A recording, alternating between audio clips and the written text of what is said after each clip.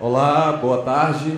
Sejam bem-vindos para mais uma mesa da FLICA, Festa Literária Internacional de Cachoeira, terceira edição. Tem um patrocínio da Oi, Coelba, através do Faz Cultura, Secretaria da Cultura, Secretaria da Fazenda, Governo do Estado da Bahia, Petrobras e Governo Federal.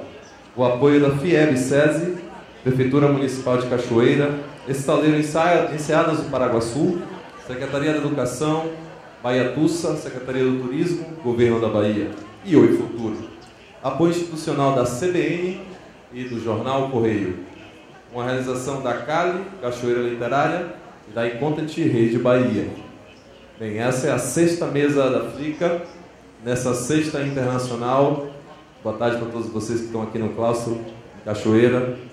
Boa tarde a vocês que estão aí assistindo pela internet, não puderam vir até aqui, mas está rolando a transmissão online de todas as mesas, www.bahia.com/flica. Já tivemos algumas mesas de luxo aqui na FLICA, como, por exemplo, Laurentino Gomes e Eduardo Bueno, encontro inédito. Nunca aconteceu antes em nenhum evento literário no Brasil e aconteceu aqui na FLICA. Estamos trazendo alguns autores internacionais com muita exclusividade, como, por exemplo, a Kira Cass. Vocês devem estar agoniados para ver a Kira, né? Por aqui. Ela já está aqui, Apóstolos, bem próxima, vai entrar. Mas antes eu queria convidar ao palco a minha querida Caroline Azevedo, gerente de sustentabilidade do Estaleiro Enseadas Paraguaçu, que vai dar uma palavrinha rapidinha sobre o que a EIP está fazendo aqui para a gente na FLICA. Muito obrigado. Boa tarde a todos, boa tarde a todas. Eu quero saudar em nome do Estaleiro todos vocês, presentes e os virtuais, agradecer a oportunidade e dizer que para o Estaleiro, que é um projeto que se instaurou aqui em Maragogipe, vizinho de Cachoeira, um município assim como Cachoeira, que tem muitas comunidades quilombolas, e nosso empreendimento está dentro de uma pequena comunidade quilombola, fazendo um trabalho de diálogo muito próximo. E desse diálogo e dessa pesquisa nasceu um material muito valioso que não podia ficar restrito apenas à esfera do empresário e daquela comunidade. A gente sentiu a obrigação de que esse material fosse espalhado, publicizado em forma de literatura.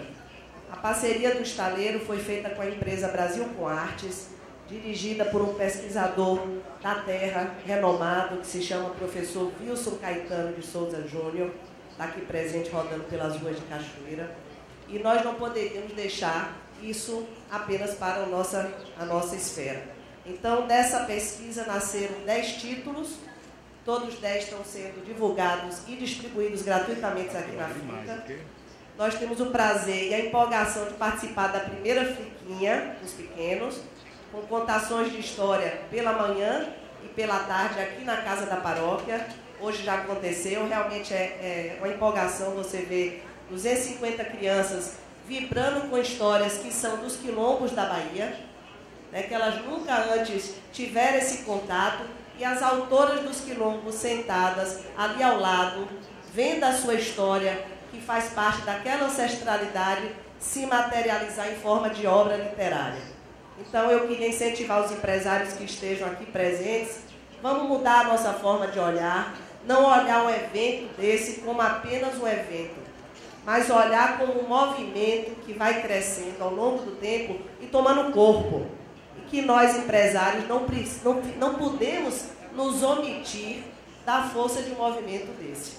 Foi assim que se firmou e se firmaram vários movimentos no mundo literário.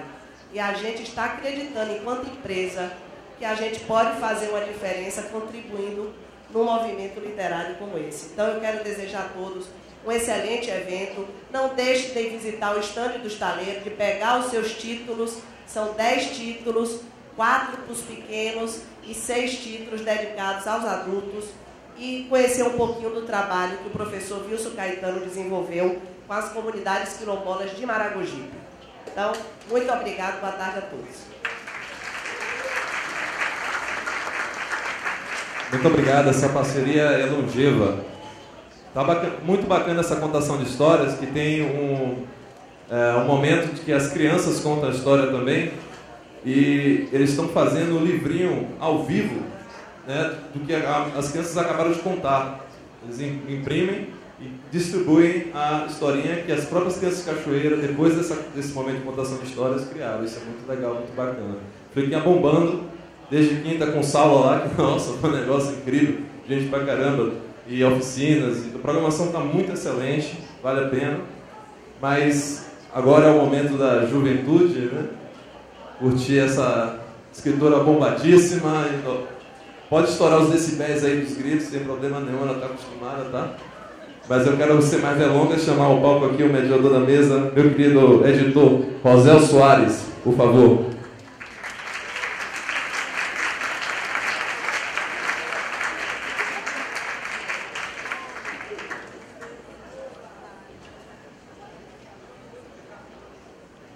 Boa tarde. Muito bom ver às 3 horas da tarde, auditório repleto, cheio de jovens também, onde é jovem, há inquietação, isso é muito bom. Nós vamos ter hoje aqui, duas grandes escritoras, escrevem como poucas, sobre lirismo, sobre amor. Né? Uma delas, vocês já sabem, é Cláudia Lemos, que está lançando aqui na Flica, e vai lançar também na Bienal, o romance Márcia, um subtítulo bastante intrigante. O que compensaria viver se não fossem inventadas as dores do amor? Né? Então, queria chamá-la, primeiramente. Cláudia, por favor, pode vir.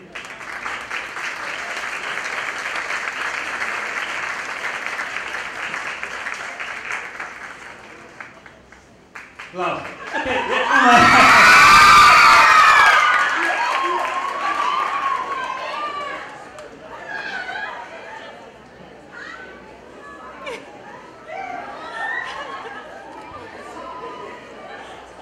Nossa, você vai ter que dividir o palco com uma escritora muito pop, né? Tudo bem. Bom, eu falei de Ludwig Clausen. Kirkcast vai lançar aqui também, depois em São Paulo e do Rio. A Elite. Sorry. Né? Só um instante. Adriano, você tem já o... Oh, yes. Everything's working. I'm good. Yes. Funcionando bem direitinho? Tudo bem? Tá tudo bem?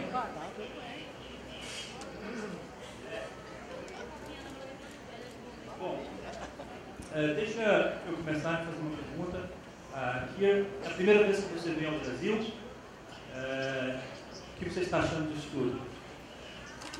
It's beautiful, first of all. I'm really loving this place we're staying. This is just really cool to me. I love just kind of the history of it, just how it just feels like it's been here forever. You don't get a lot of that, like in the States, things get torn down and rebuilt a lot, so this is really beautiful. Glaucia, suas primeiras impressões sobre a feira? É a primeira vez que você participa da Flica? É a primeira vez que eu participo da Flica e as minhas impressões são as melhores possíveis.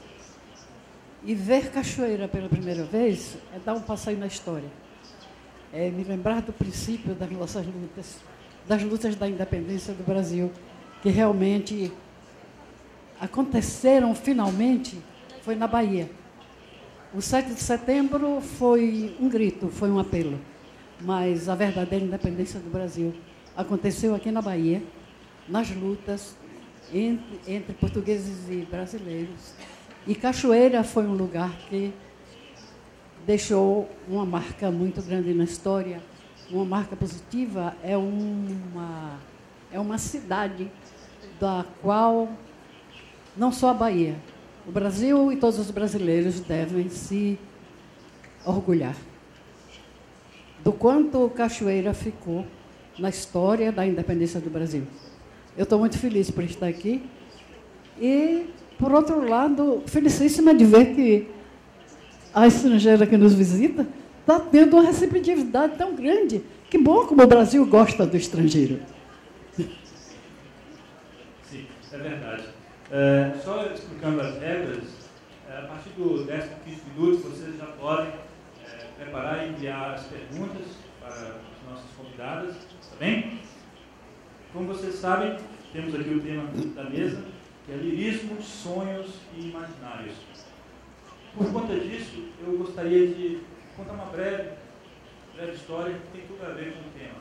Eu nasci numa cidade bem pequena, chamada Anangé, no sudoeste da Bahia, e quando eu tinha 12 ou 13 anos, houve uma morte bastante chocante ali, que foi a morte dessa jovem, que devia ter 17, 18 anos, que se matou e deixou uma carta escrita, né, dando as razões dessa morte, e a principal razão que ela deu foi esse amor não correspondido por um cara um pouco mais velho que ela, 20, 25 anos. Isso marcou a nossa geração. Toda a cidade, as cidades vizinhas ali, se dividiram. Alguns de nós acusando, sem nem conhecer, na verdade, o homem, né, o jovem, que estava por trás daquela morte, por trás da causa, e uma outra parte da cidade do lado da jovem. Né? E o que eu tenho decidido, observado, é que nunca mais eu ouvi falar de alguém que se matou por amor. Essa foi, de fato, a última vez que alguém falou, que eu vi alguém se matando por amor. Aí, só a título de provocação, eu gostaria de perguntar a vocês: o que mudou desde então? Mudou o amor? Ou mudou a forma como a gente vê o amor? Ou mudamos nós? Podemos conversar com você primeiro. I was talking to Callie just before we came up here, and just saying, like, this isn't just a regional thing, it's a human thing. It's you know, people have their hearts broken all the time and they react to it in different ways. I think, maybe this sounds silly, but from books and from movies, from things, and just living life and seeing the lives of others around you, knowing that your first love isn't necessarily your last love, and that there's opportunity past that. So I think young people tend to have more hope. I think that may be why. Parece-me que, com a passagem do tempo, as pessoas vão conhecendo mais das agrulhas da vida. Os jovens, inclusive. Os jovens de hoje são menos ingênuos do que o jovem de anos atrás. E por isso há um amadurecimento, há um pouco de, eu não digo desesperança, mas há uma diminuição dessa ingenuidade de acreditar que um amor é o seu definitivo amor. É a única coisa, a única oportunidade que essa pessoa terá de ser feliz na vida. As pessoas estão se tornando mais práticas. Eu acho que mudamos nós com a maneira, sob o ponto de vista da maneira de encarar o sentimento amoroso. Então, nós aprendemos que nós perdemos hoje, amanhã teremos uma nova oportunidade. Então, não vale a pena desistirmos da vida por causa de um amor, que pode ser muito importante. Às vezes é, e quase sempre é, muito importante. Amar é um dos grandes motivos para que se viva. No entanto, se cada amor for definitivo, então ninguém viveria mais. A cada vez que se amasse e que não desse certo, se suicidaria. Então ninguém estaria vivo mais. Então é preciso acreditarmos nessa maneira de vermos hoje. E eu acho que é isso que aconteceu. Nós mudamos. A humanidade vai aprendendo através dos seus passos na vida e que nem sempre são fáceis. Ok, obrigado. Kira, você é formado em História. Não sei se vocês sabem, mas ela é formada em História. E em seus livros há, portanto, conteúdo político, há disputas de poder. Então eu te pergunto, a tua formação te levou a inserir esses conteúdos nos teus livros? O estudo de História ajudou a ajudar a construir as tramas complexas que você cria nos teus livros? My degree in history has been very helpful. It made me, I think a lot of people think you must study writing to write, but I studied real life stories, and that helped me. When I got an agent, I had to learn about 3-act structures and making plot points. I didn't understand that. I was just telling stories the way they would happen in my head. So that made me, I think, a better writer and a better researcher. This is so funny. Sorry. And also, I think just kind of studying the things that sort of stop people from doing the things they want to. In the beginning, America and Aspen are so in love, and I had to have a reason why they couldn't be together. And it took me a little while to realize that was because there were all these laws surrounding them that stopped them. Like there's a reason they hadn't just run off. So I think studying politics kind of helped to just sort of put those things throughout the book. And I think it's ended up being one of the favorite points across the series. So I hope it's helped. Glaucia, você classificaria o seu romance Bichos de Conchas como lírico? Fale pouco dessa sua obra tão importante. Toda a minha literatura é uma literatura lírica. Eu sou uma pessoa de natureza romântica, lírica. E o Bicho de Conchas é uma história de solidão. A Celeste, a personagem protagonista, ela precisou fugir de onde vivia por solidão.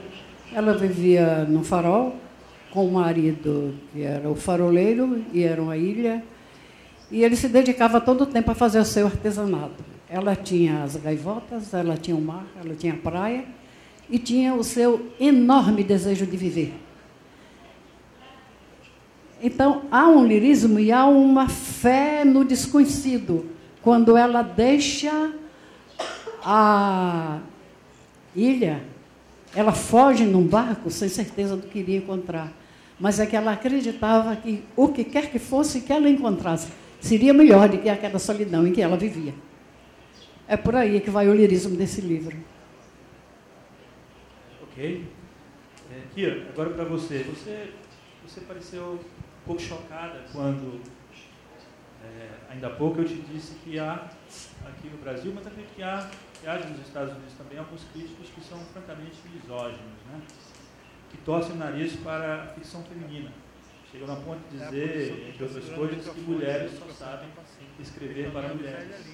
Né? São os críticos misóginos, ou seja, que a escrita feminina é autorreferenciada, centrada na intimidade e nos sentimentos. O que você teria a dizer a esses críticos? E é verdade que as mulheres só escrevem para mulheres, só escrevem assuntos que interessam às mulheres, ou isso não tem nada a ver? Ask J.K. Rowling. No, I don't think so. I don't think that's true. I think there are a lot of women readers, so I don't see why that would be a problem anyway. But almost all of the authors I know are women, and are younger women. So it's, the concept is just bizarre to me. I don't understand it. I don't see why it should be limited by gender, and I don't see why characters that are girls of any kind. We get the complaint to write strong female characters a lot. I'd rather just write interesting female characters. And I think interesting means, vulnerable, unsure sometimes. You can be like Katniss and have a bow and arrow, or you can be like Bella and fall apart when the love of your life walks away. I don't think that makes a character weak. I think it makes them genuine. And I think the same is true about just women in general. I think you can do it all. Você, então, quando inicia suas pesquisas e quando senta para escrever, então, a sua história, você não tem desenhado ali em frente de você essa figura feminina, da jovem, da menina, da mulher, que sonha, teoricamente, muito mais do que o garoto, do que o homem? No,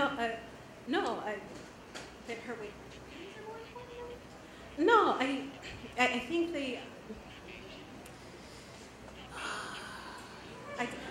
I don't know what to say.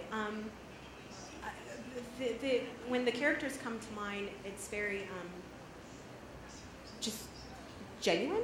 People ask where your ideas come from. I mean, where do your dreams come from?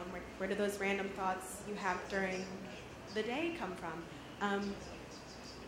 I don't plot my characters out trying to hit certain characteristics or her life out trying to reach specific goals to,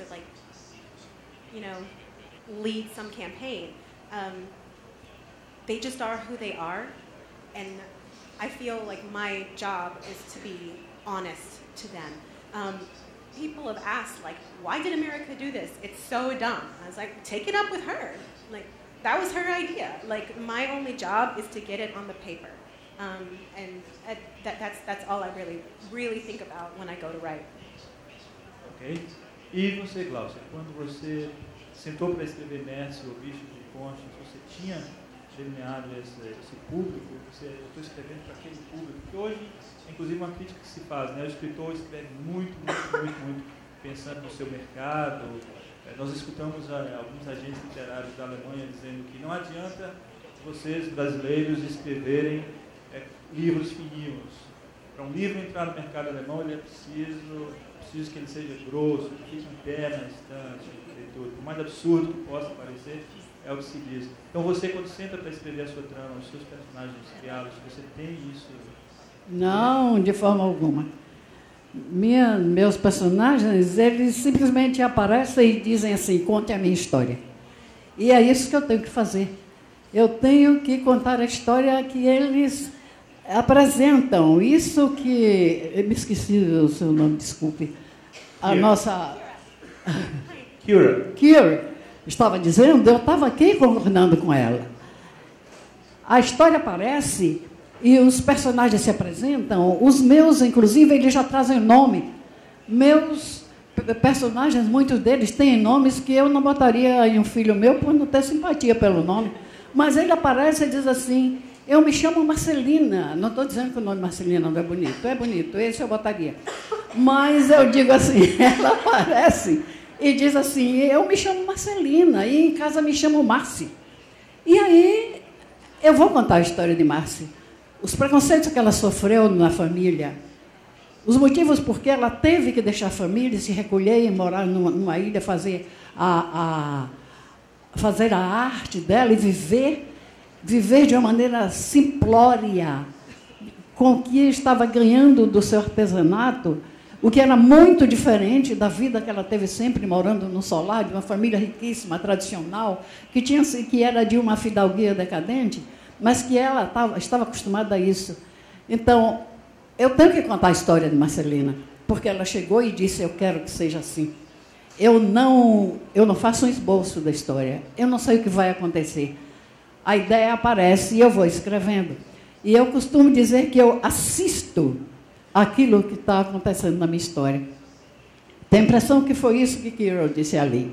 E eu estava aqui concordando. Eu acho que nós somos escritoras da mesma linha.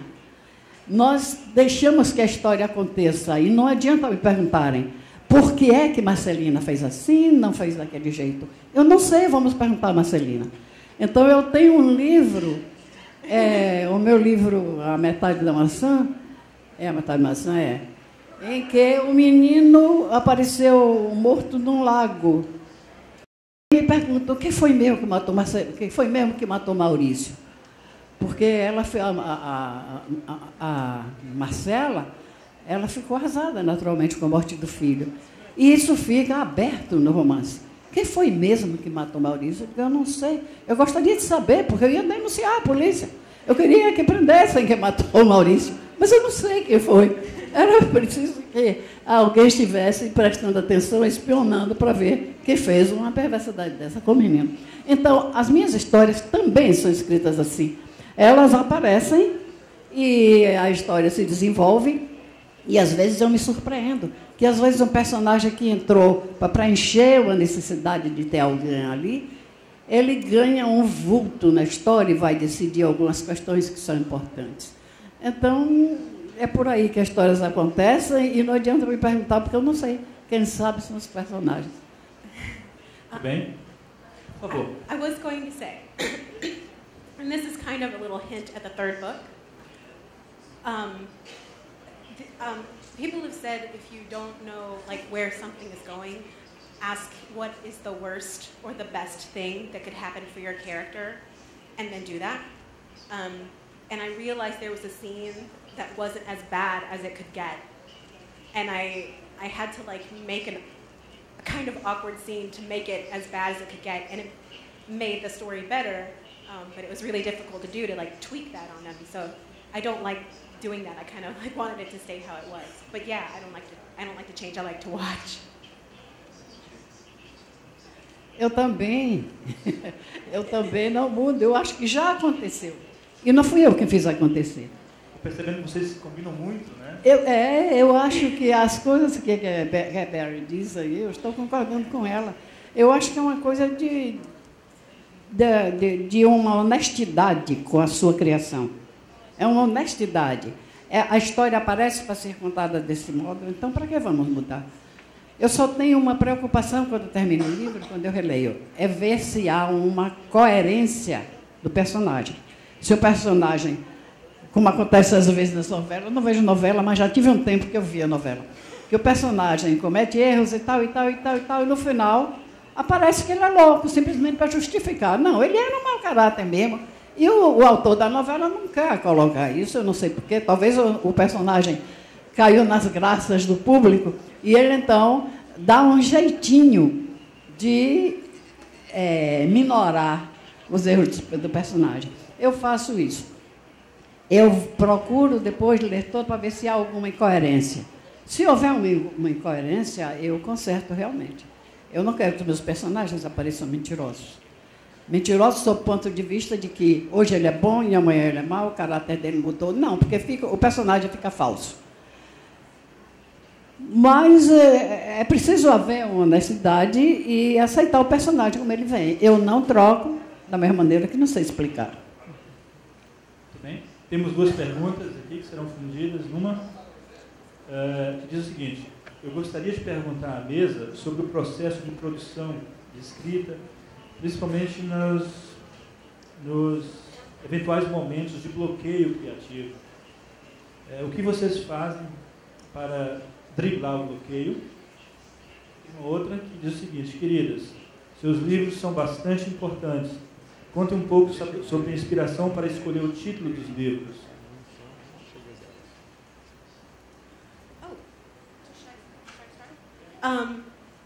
Well, the selection just kind of happened. I knew that was what she was going to go through, and that seemed like the only proper name. In the original draft of the first book, there was no elite. There was no concept of like a final special group. So as we were editing, we realized that there needed to be sort of a goal, like an end goal, to make the first book have something final. So the goal was to get to the elite. And so that became the title of the second book. We fiddled around with a lot of titles for the final one, and settled on the one because it kind of works on several levels. Will America be the one? Will Maxon be the one? Will Aspen be the one? Will Chris be the one? Like, who is the one? Like, what is the one? So I hear you. I hear you whispering Maxon. So it just seems to work. So I'm hoping that that's the right title. Eu não ouvi bem a pergunta. Sobre o seu processo criativo, quando ocorre um bloqueio, como é que você lida com isso? Quando ocorre um bloqueio. Eu ainda não lidei com isso, não, com essa questão de bloqueio. Felizmente, quando eu começo a escrever, a história vai. Também eu começo a viver dentro daquela história. A minha vida real passa a ser a vida daquela história, ao invés de ser a minha história, sei lá, virtual. Eu ainda não tive um bloqueio assim. Como eu disse, os nomes dos meus personagens, eles chegam e se apresentam. Então, eles já vêm com os seus nomes e tal, e eu respeito sempre. Qual foi o resto da pergunta? A escolha de título ou escolha de nome? Eu tenho uma dificuldade enorme para escolher título. Eu escrevo o livro todo sem saber que título vai ter. Depois dele pronto, eu começo. Vai ser esse título? Não, isso eu não gosto. Vai ser aquele? Não, isso parece novela. Vai ser aquele? Não, isso parece... Eu tenho uma enorme dificuldade. Às vezes o livro já está pronto e eu fico. Poucas vezes eu encontro um título de início. como um livro meu que foi muito bem sucedido, é uma novela juvenil, que o título apareceu e foi o primeiro que apareceu e eu já fiquei com ele porque foi muito feliz. Ele foi premiado pelo INL em 1990, por aí. É o livro Um Elfo em Minha Mão.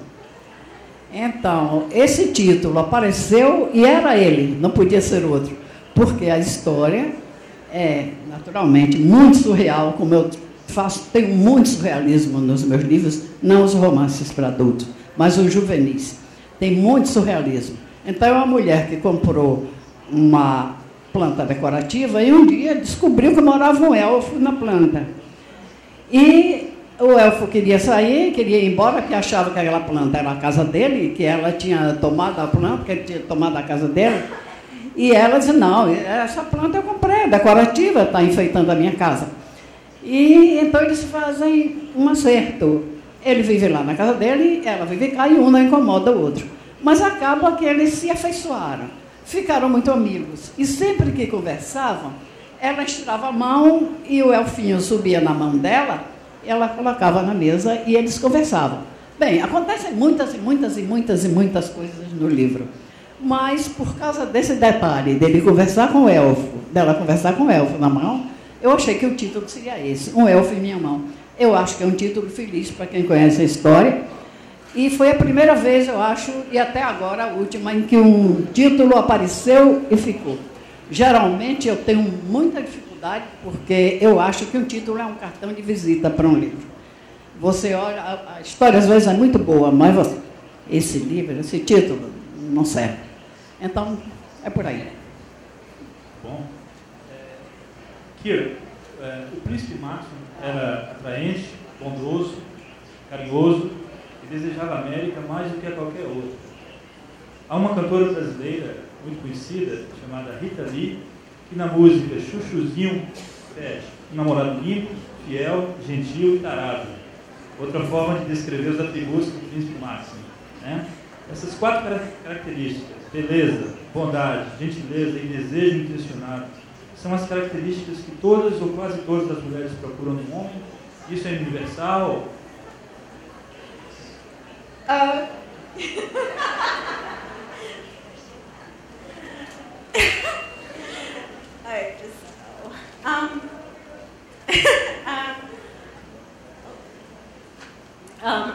I just I don't know. I mean, I think girls kind of want their own version of handsome, their own version of kind, their own version of cool. And so I think each person kind of defines that. So, you know, I like tall, nerdy white guys. Like, that's my thing. So that's my man. So I don't know. I think it's different for each person. I think it's different for each character. And so I just try to write that. It's so awkward. Quais são, então, as principais características? As qualidades eu não vi quais foram as que você disse aí. Vou repetir. No caso do príncipe, ele é bonito, ele é atraente, ele é carinhoso e tem também aquela, digamos, pegada, né? Um tarado. I would not call him that. Não, eu acho que realmente depende de cada pessoa, né? Mas, de modo geral,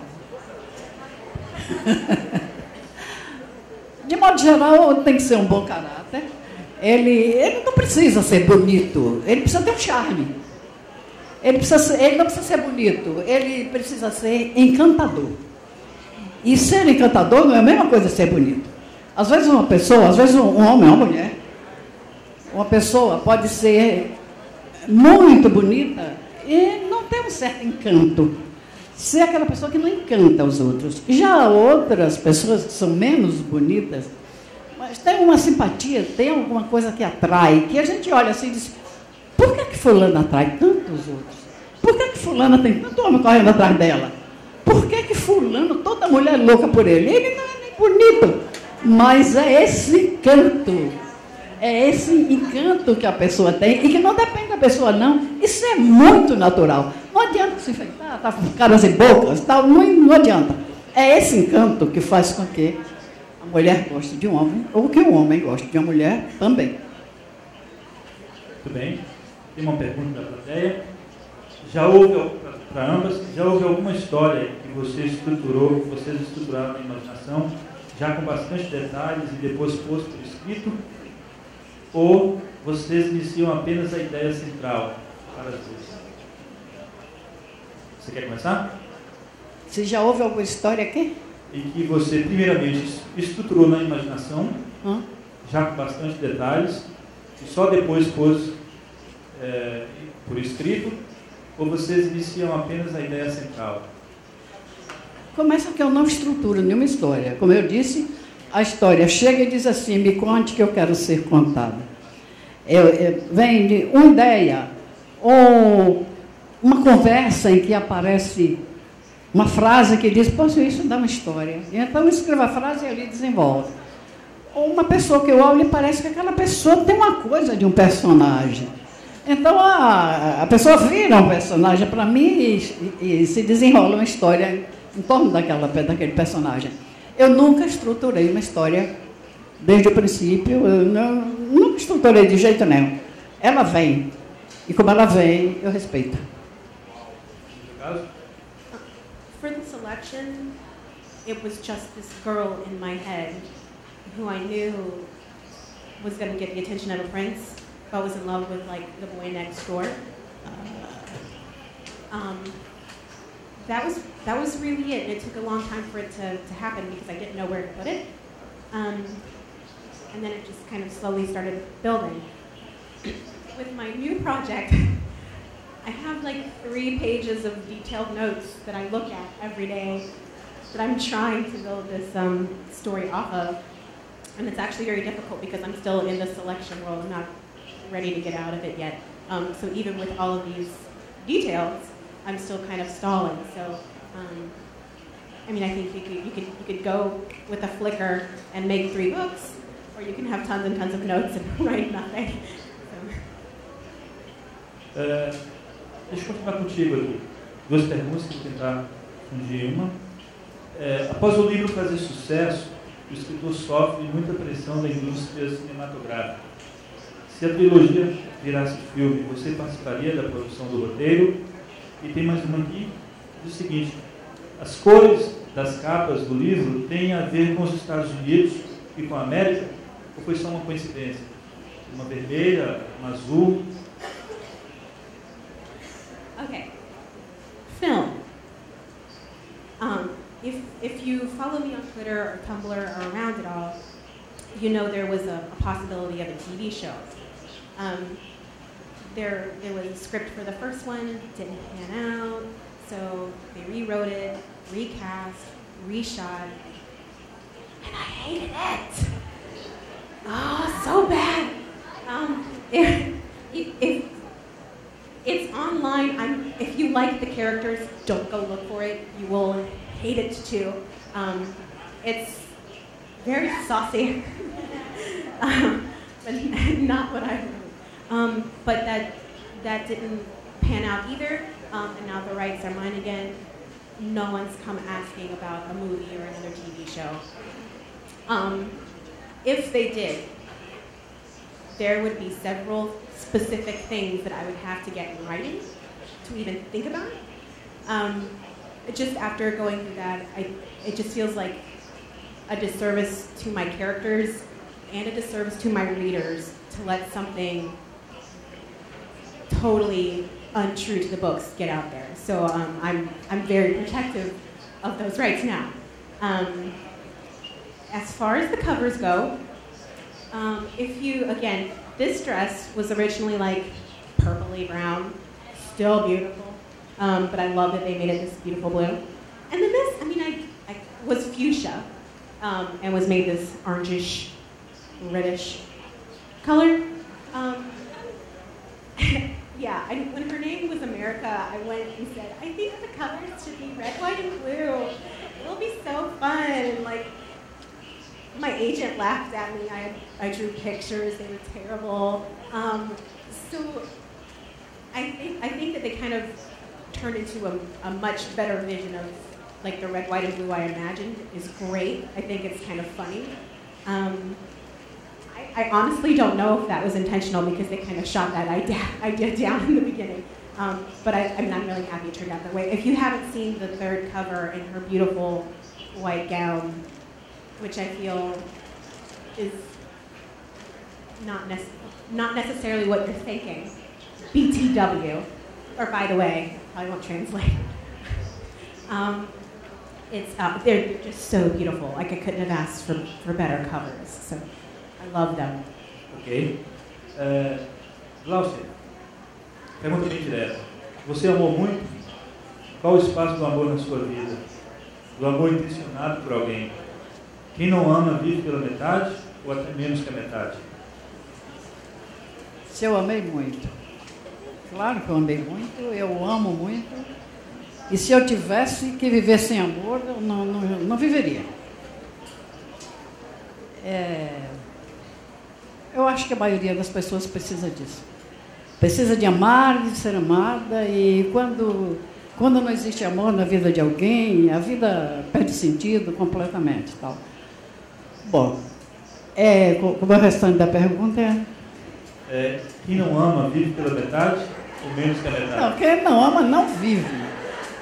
Não vive. Quem não ama arrasta as suas obrigações, pode ter muita responsabilidade com o que faz, atender às suas responsabilidades e até dizer, sou feliz, tal, porque é bem-sucedida nisso ou naquilo e tal. Mas se não tem um amor que a esteja fazendo vibrar, essa pessoa não vive. Okay. Kira, você acabou de terminar The One. Você está planejando começar um outro romance ou vai querer descansar um pouco? I've just started working on another duology. It's 2 books for Harper Teen. The idea behind these books are these unwanted children are sent to these academies and raised to be the perfect companion and are then later purchased for wealthy teenagers to be their besties, their best friends. So that's kind of what I'm working on right now. There's not really much else to say. We don't have a final title. I don't know when it's coming out. I can tell you the main character's name is 238, and that's really about it. Uma pergunta para as duas. Além de serem escritoras, vocês são também esposas, mães, não sei. Então a pergunta que vem da plateia é a seguinte: o cotidiano interfere quando o livro está sendo escrito? Podemos começar com você. O cotidiano interfere quando o livro está sendo escrito? Interfere de uma maneira negativa. Quando eu começo a escrever um livro, eu começo a viver dentro dele. E o cotidiano me atrapalha muito.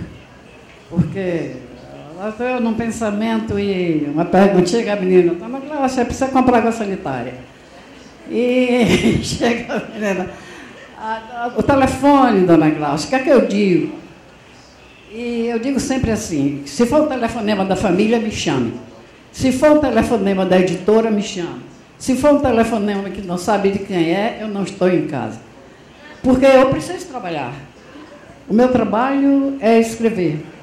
A minha profissão é ser escritora. E então, se eu não trabalho, onde é que eu vou? E então interfere. Interfere muito mesmo. Se eu pudesse, não interromperia, nem para fazer refeição, nem para coisa alguma. Às vezes precisa a menina chegar, dá uma bosta na mesa. Meu filho chega, minha mãe, você não comeu, daqui a pouco está doente. E aí eu tenho que sofrer essas interferências que não me são nada agradáveis, porque às vezes a história está bem quente, está num momento especial em que é preciso continuar e eu tenho que interromper.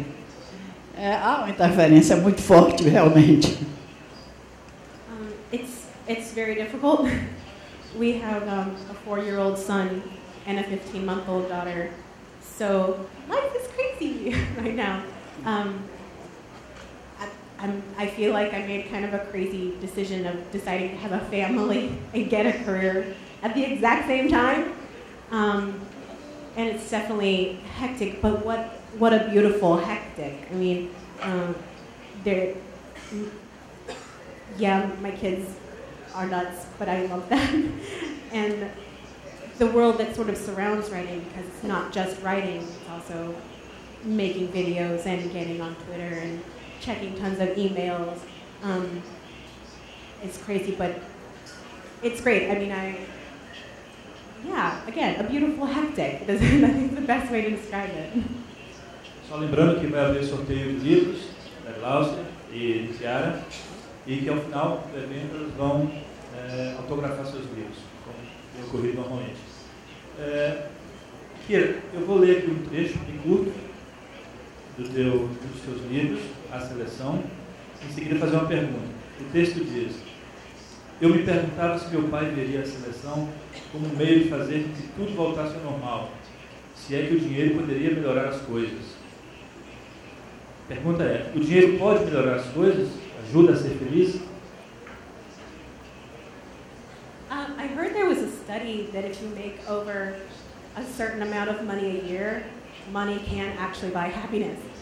I don't know how you study that,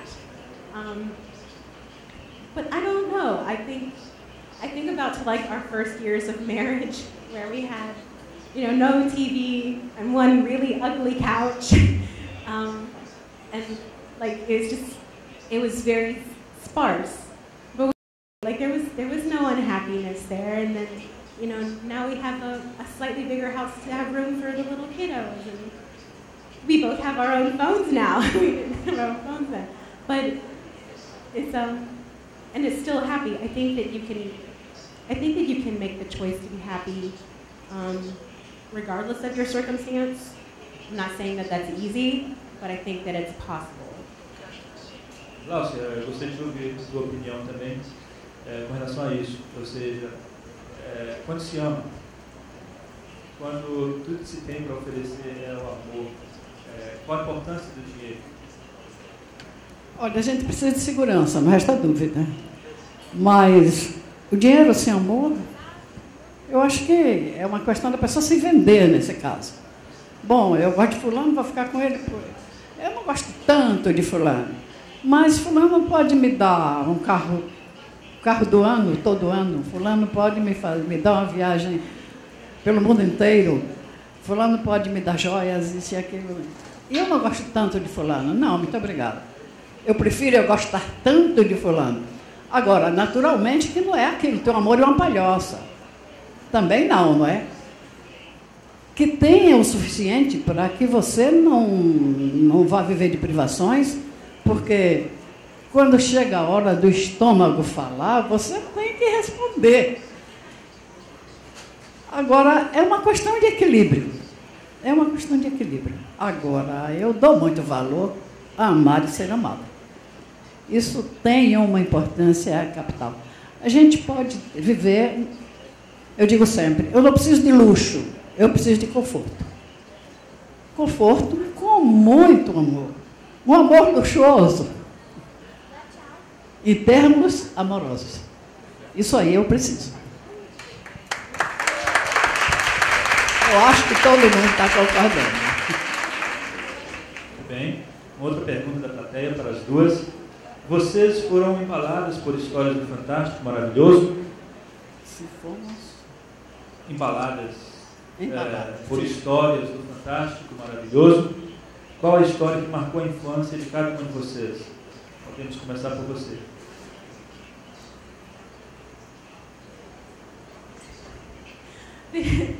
Probably the first book that had a huge impact on me was The Giving Tree.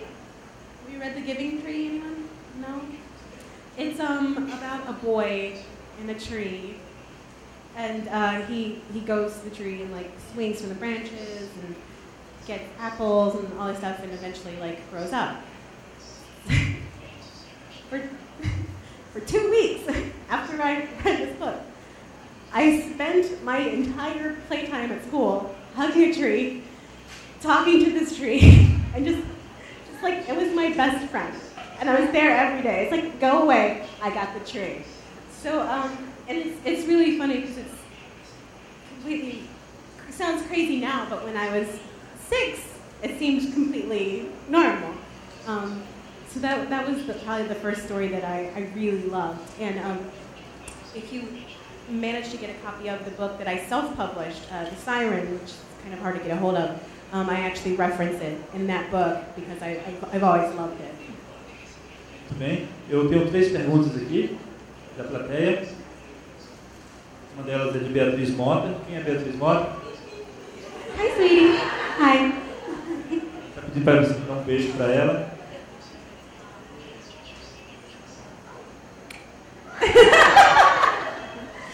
E todas elas aqui, as 3, perguntam se você é do time de Matson ou de Aspen.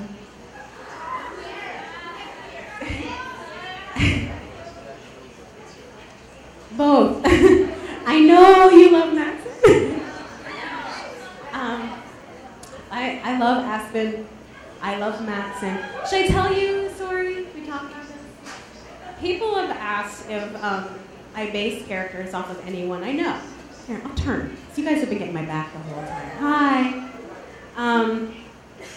And the truth is, yes, I've gotten a lot of stuff from my husband, Calloway. It's my love right there.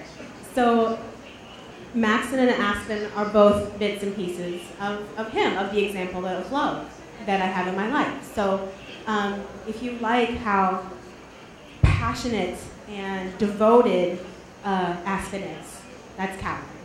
If you like how funny and sort of like awkward, I guess, that Maxon can be, that's Calloway. So it's all, you know, this is the example of love in my life. It comes out in all of the boys that I write, and it always will. So they're both really important to me because all of the ways that I see love are in all of my boys. So I don't have a favorite. I think they're both great. But it's okay for you to have a favorite. You can have your favorite, it's fine. Ok, obrigado. Glaucio, Santo Agostinho dizia que a felicidade só é possível enquanto esperança. E Freud afirmava que é menos infeliz quem sabe que a infelicidade é inevitável. E os históricos, como Marco Aurélio, por exemplo, pregavam distância das emoções, né? Pois a felicidade aguda seria uma ilusão passageira, que não faria bem.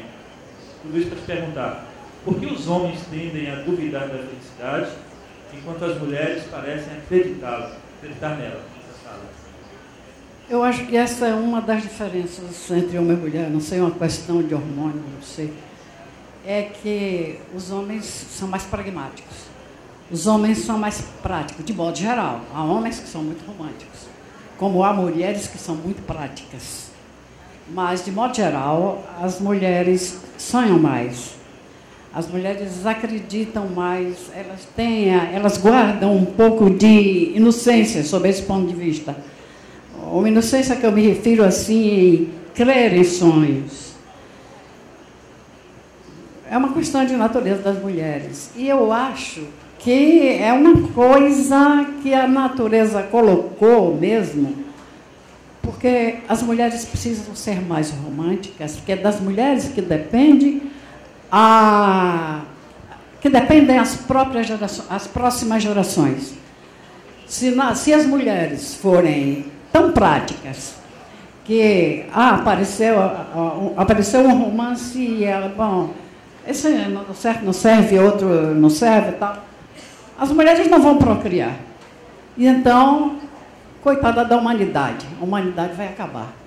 As mulheres precisam sonhar mais e acreditar mais para que a humanidade continue a existir. É da reprodução, e as mulheres são responsáveis pela reprodução, é da reprodução que depende que a humanidade continue a nascer pessoas. Por isso os homens são mais práticos, uma coisa não dá certo, passa para lá e tal, mas a mulher, ela tem que continuar acreditando mais do que os homens, sonhando mais do que os homens, sendo mais romântica do que os homens, para que haja a oportunidade de que nasçam mais crianças, para que embora nesse mundo terrível que está aí, o ideal seria que nascessem menos. Isso é só um parêntese. Mas, de modo geral, é esse romantismo das mulheres que garante a continuação da humanidade. Se as mulheres deixarem, se as mulheres passarem a ser tão práticas que desistam de procriar, não vai ter mais humanidade. Não nasce mais menino, não nasce mais gente. Eu acredito que seja por aí. É a natureza sábia. Obrigada, gente. Para aqui, eu gostaria de juntar a pergunta de Gabriela Lima com uma outra que chegou sem nome. Gabriela Luna, que é você, né? Ela diz o que ela e os outros leitores podem esperar de The One, né? O que ela e os fãs podem esperar do seu próximo livro. Pode adiantar alguma coisa? No spoilers.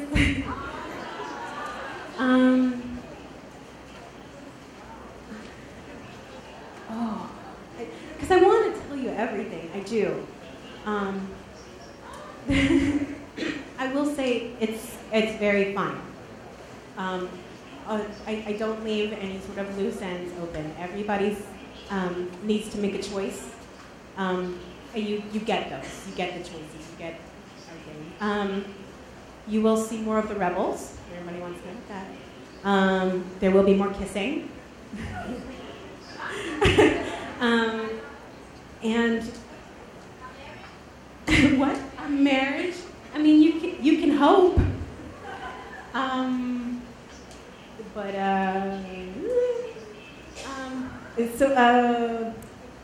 don't. There's not much I can say without ruining everything.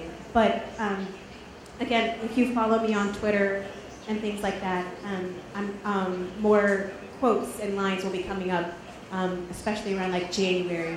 We'll start sharing more. So please follow, and I'll tell you everything when I can. And trust me, once it's out, like we can gush over everything. I will tell you all the stuff that I couldn't put in there because there is stuff. There's one big thing that there was just no place to put it, and it's, as far as the world goes, it's completely real, but there's nowhere to tell you that that's real. So I'm hoping, later, I promise, but not today. Tem uma pergunta para ambas. Começo por você, Cláudio. Qual a parte que dá mais prazer? Começar ou concluir uma história? A parte que dá mais prazer é escrever a história. Começar é uma expectativa. Eu começo a escrever o livro na expectativa do que virá. Porque é como se eu estivesse assistindo a um filme que está se passando dentro de mim. Eu tenho a ideia inicial e aí essa ideia vai se desdobrando e quanto mais eu empolgo com o livro, mais a história se me conta. E é esse processo de me assistir a contar a história, ou assistir a história se contando, é o processo mais gostoso. É viver a história. Porque eu não esquematizo a história. Chega a ser um pouco narcisista ou não? Você acha que isso é narcisista? Pode ser que seja. Se for, quem sabe? Pode ser que seja um pouco narcisista. Mas isso é que é gostoso. É estar contando a história. Depois, então eu digo, são duas etapas. A história acontece, eu vou escrevendo, e no final da história, aí começo a ter o trabalho.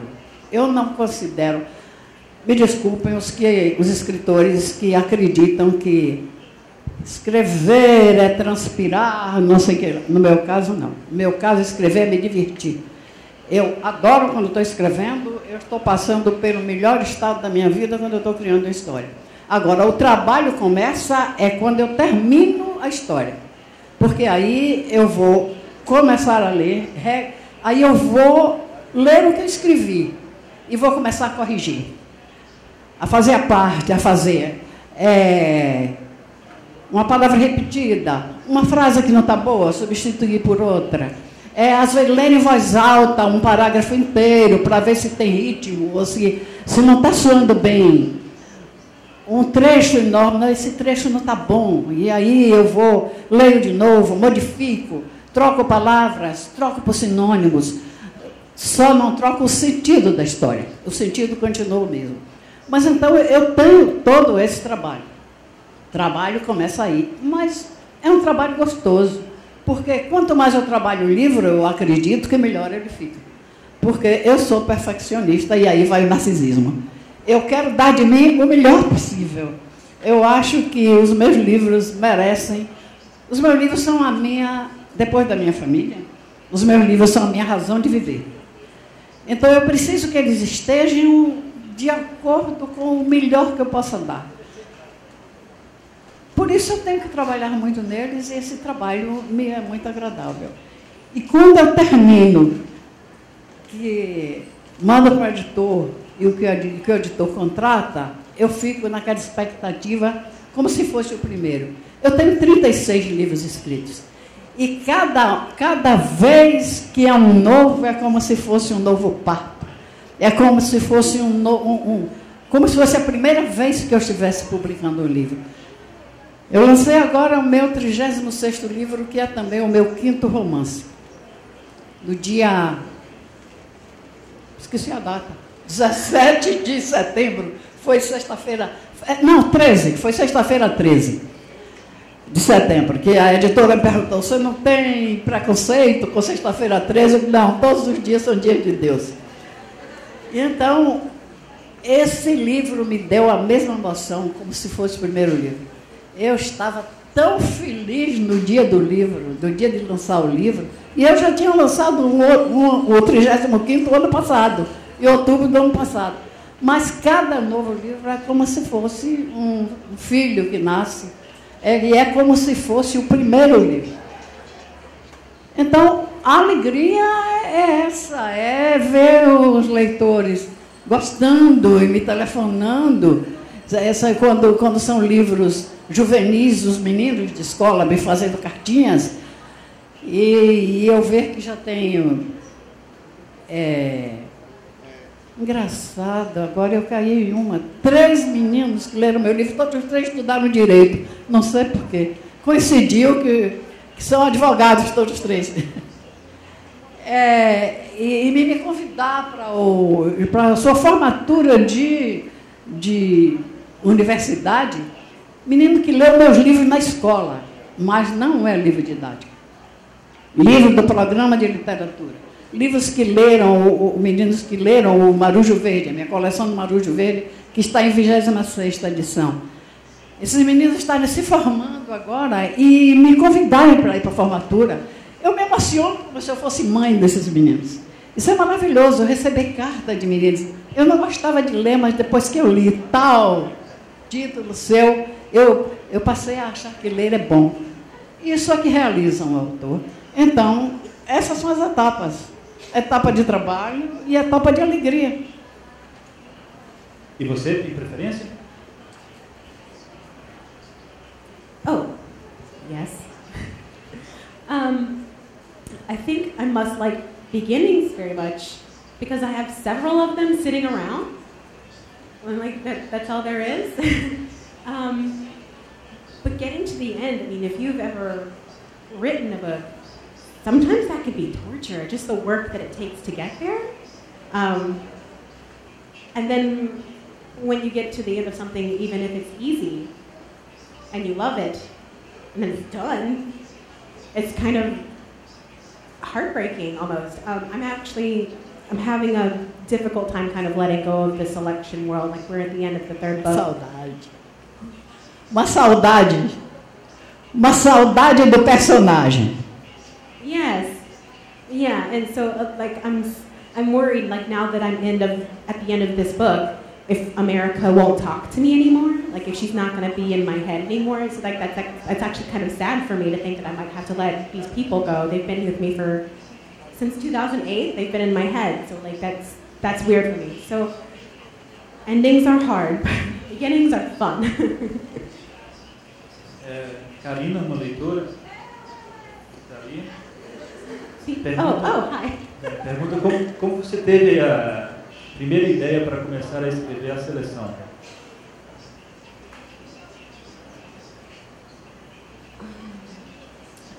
I feel like I've told this story a lot, so I'm sorry if I repeat it.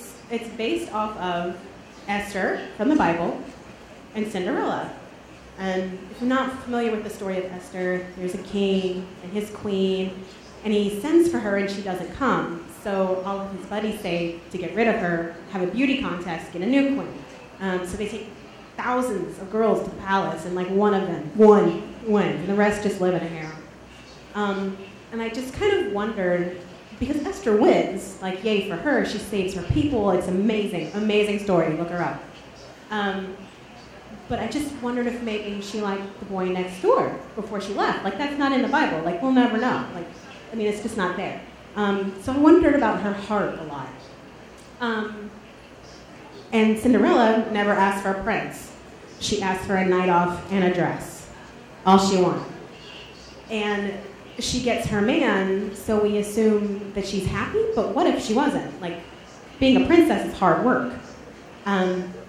So I just, those two things like married in my head.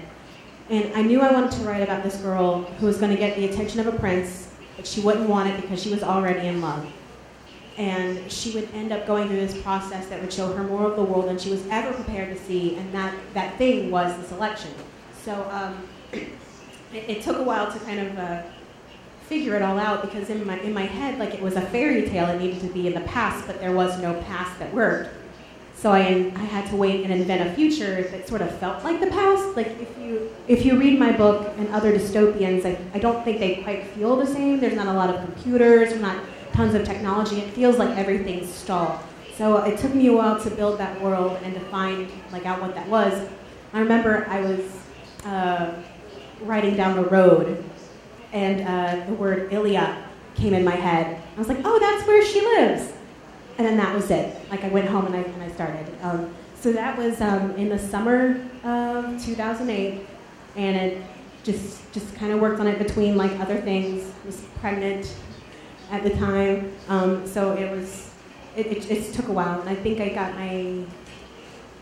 it was done around, like, I got my agent in 2010, and then the book was finally on the shelves in 2012. So it's a long process to make a book. But it's made me happy because I've gotten to live with it for a really long time. So yeah. Muito bom. Tenho outras perguntas. Uma delas é de Thalita Andrade para Glaucia. Olha só. Será que a questão do romantismo da mulher é natural, biológica, ou não é cultural, ensinada de mãe e pai, família reprodutora desses valores? E ela pergunta mais: e por que não ensinar o romantismo para os homens e o pragmatismo para as mulheres? Faço essa reflexão enquanto mulher, e por achar que esse pensamento da mulher romântica é reprodutora do machismo que tão mal causa às próprias mulheres e não entendi a palavra aqui, e a humanidade como um todo. Eu não acredito que seja uma questão cultural, não. Eu acho que temperamento, índole, não são coisas culturais. São coisas que a cultura refina ou a cultura tenta educar. Mas o que é natural é natural. A pessoa é romântica porque é romântica. Não tem explicação isso. Não tem. Podem ensinar não pensa assim, não sou, mas a pessoa pensa assim porque pensa, não tem explicação. É o mesmo quando você gosta de uma pessoa à toa. Você simpatiza com a pessoa. Por que você gosta de fulano? Não sei, gosto porque gosto, não tem explicação. Assim é essa coisa do romantismo, e assim é essa coisa do pragmatismo. Eu acho que não é cultural. Agora, eu acho que os povos, por exemplo, são mais românticos, são mais carinhosos. Os latinos, de modo geral. Os latinos são mais amorosos, são mais carinhosos. O latino gosta de pegar, o latino é chegado ao toque, ao abraço. Isso é uma coisa do latino, que os nórdicos não são. Os nórdicos são mais afastados. Ele gosta da pessoa e tal, mas a aproximação é uma aproximação só sexual. Se aproxima do outro para beijar, para abraçar, para ter uma relação sexual. Mas o latino não. O latino está junto do outro, mesmo que não esteja pensando em sexo. Ele quer estar junto, para a pele estar junto do outro. Aquele contato de pele, isso é uma coisa muito latina. Então, eu acho que há essa diferença, assim, de povos. Uns mais românticos, outros mais pragmáticos. E de onde vem essa diferença, eu não sei.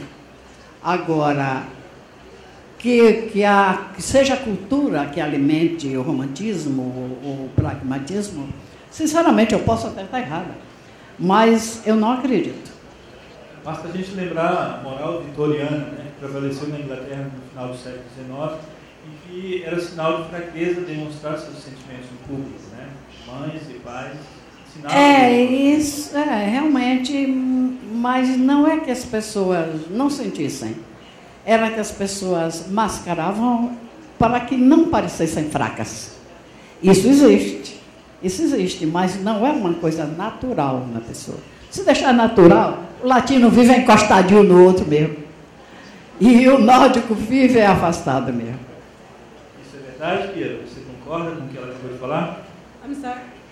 Oh, I think it's sort of I think sort of the like the sweetness and tenderness is, I think, the natural thing for women. I think it's just sort of part of like our natures that it just works that way. And I think for men it's just slightly different.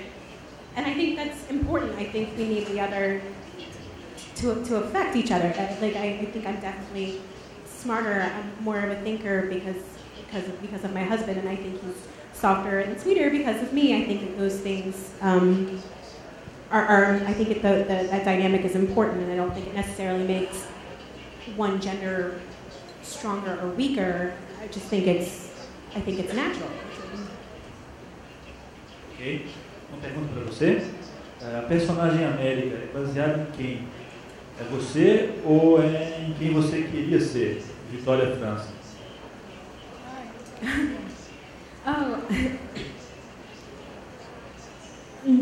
She's not really based on anyone. She has the influences of Esther and Cinderella, but she really just kind of is her own person. Basically, all of my characters are kind of their own people. Like you, little influences come along the way, but they just are who they are. There are things that she does that I'm really proud of, and kind of wish I was as brave of her. I tend to write characters that I think are really brave because I wish I was. I think I'm a wimp. So yeah, there are definitely things about her that I really admire, but she's also kind of dumb sometimes. In the second book, she's kind of whiny. She can't quite make up her mind. So I think she's just real. She's honest. So not necessarily someone that we need to look up to or put on a pedestal. Just a girl, like an honest girl, kind of living her life in an extraordinary situation. So. Ok. Você, me parece, já vendeu mais de 10 milhões de livros, né, da sua trilogia. E isso tem a ver um pouco com essa pergunta aqui. Que diz o seguinte: a leitura hoje não é uma realidade para a maioria dos jovens brasileiros. Muitos têm oportunidade, mas simplesmente têm também uma aversão à leitura. O que vocês, começando por você, Cláudia, o que vocês indicariam para estimular o jovem a ler? Essa questão de hábito de leitura é uma coisa que vem de casa. Quando a criança encontrou em casa pais que leem, os pais são o primeiro modelo da criança. Assim como o pai escova os dentes, a mãe escova o dente todo dia, a criança acha natural escovar dente. A criança que vê o pai ler o jornal, pelo menos o jornal todo dia, vê a mãe que leu no livro antes de dormir, ela tende a copiar, porque os pais são o primeiro modelo. A criança que não teve livros em casa, que não teve pais que lessem, depois que ela cresce, é difícil que se incutir nessa criança o hábito da leitura. Então, a escola pode ajudar, mas só ajudar. Isso tem que vir de casa. Por isso que, nos lares das pessoas analfabetas, a tendência é que as crianças não gostem de ler. Infelizmente, essa é a camada muito grande no Brasil. Infelizmente, o Brasil tem esse nível imenso de analfabetismo e que nós precisamos muito lutar contra isso. E eu não estou falando como escritora, eu estou falando como cidadã. Precisamos muito disso, de lutar contra isso, esse analfabetismo que está aí, porque o futuro é de novos adultos analfabetos, ou mesmo que eles se alfabetizem depois, eles jamais terão hábito de leitura. O hábito de leitura vem de casa. A escola pode ajudar, só ajudar. O hábito de leitura vem da família. Você acha que não só a escola, mas a família brasileira falha nisso aí? É a família que falha nisso. Não, ela falha. Nossa família brasileira tem falhado nisso. Tem falhado nisso, sim. Porque eu conheço pessoas que moram em bairros classe A, em edifícios de primeira, que tem casa, piscina, salão de jogos, tem edifícios como apartamentos luxuosos, que dão 100, 200 reais por um jogo eletrônico. Não dão 35 reais por um livro para criança. E quando a escola pede um livro que custa 50 reais, que absurdo!